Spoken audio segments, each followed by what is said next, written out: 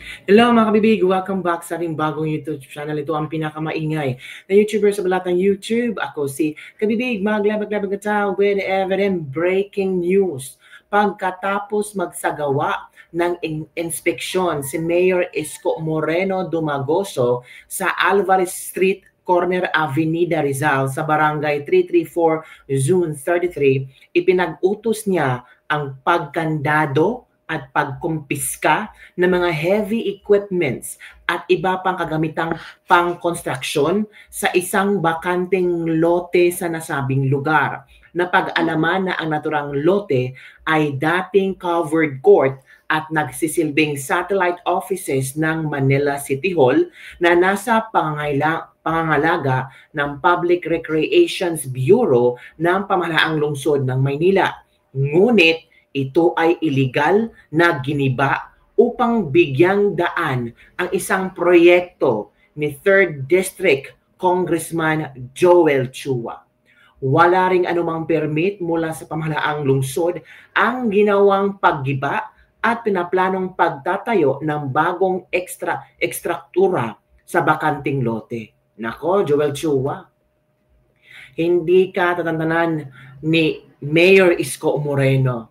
The more na marami pang pasabog si Isko Moreno, the more na marami pang sikretong mabubulgar na kung saan marami palang mga gustong ipatayong proyekto itong si Chua at may mga proyekto itong si Chua na pinagiba ni Isko Moreno. And one of the reasons kung bakit ito pinagiba, katulad ng barangay hall, kasi illegal, walang permit. Ito namang bago.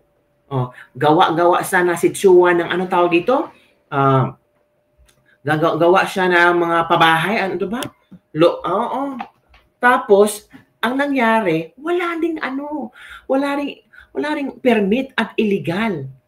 Kaya, ay nako, pinagiba at pinagplanong pagtatayo ng bagong istruktura sa bakanting lote.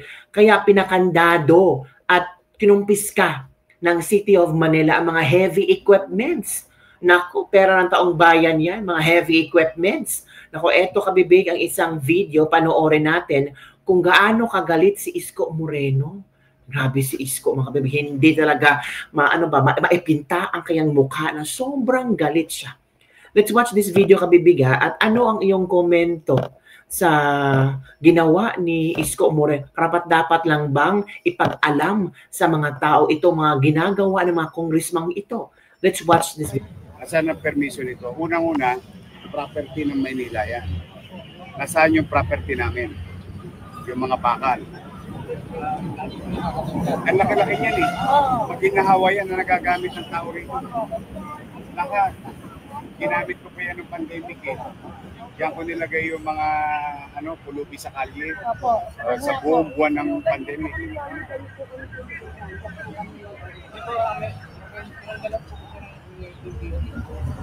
Sino na naman nagtanggal ng building? Si Randy.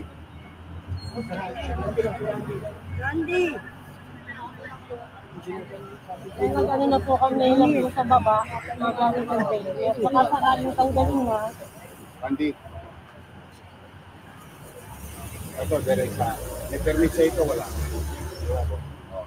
Bakit ito tatanggalin yung kuryente ng daycare? Huwag nyo tatanggalin yung kuryente ng daycare. At kayo, manatili kayo dyan hanggat walang pasya ang pamahalaang lungsod ng Maynila. Hindi congressman. Bakit? Property yan ng Maynila. Hindi yan property ng Kongreso. Hindi po, Nay. Ito ang city electrician. Hindi pwedeng sabi-sabi lang. Katulad yung sinasabi ni Chairman. Huwag kayong umalis doon hanggat hindi sinasabi ng pamahalaang lungsod ng Maynila. Kasi property yan ng lungsod ng Maynila, hindi ng Congressman Chua. Yan sinasabi, kaya nagkakagulo gobyerno. Ang hilig-hilig makialam ng congressman. Ayan, tignan ninyo, property namin yan eh. Ginagamit ng taong bayan yan. I know. Maginahawa na nagagamit ng tao yan dati pa eh. Ilang years na po kami. I will investigate this. Ala, But for the meantime, manatili kayo sa daycare ninyo. Sabihan ninyo na yung mga magulang. Wala akong pinag. Ulitin ko po. Dami makapagpapakali sa inyo dyan. Tama lang. Ganun lang po kasi, Chairman. Wala nang iba.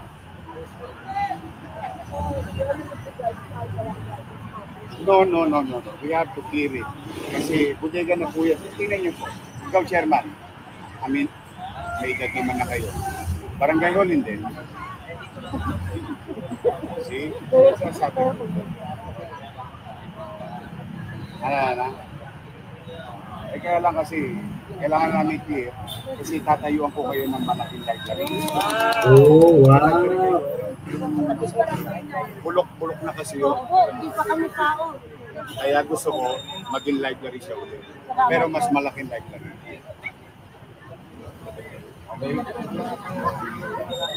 Okay? Bumalik kayo sa daycare. Saka huwag kayo nagpapaniwala kay kanino. Ang kailangan kausap niyo, pamahalaan. Biglang papasok ang kontraktor. Hanapan niyo yung chairman kayo. Hanapan mo ng permit sa City Hall. Oh. Hanapan niyo ng building permit. May clearance ka ba? Wala naman abiso. Hindi po nag-abiso. Unang-una, pwede namin silang kasuhan ng theft. Bakit? Yung building dyan, yung bakal, property ng Maynila yun. O ngayon, nasaan ngayon yun? Wala nito. Sino nagpakilo? Ayun. Yan dapat ang iniimbestiga ni Chua. Hindi kaya sinasabi ko abusado kasi silang lahat. Ala, Para sa abusado. siga ng pamalang. Iba dito, iba doon. Hindi nyo nga alam.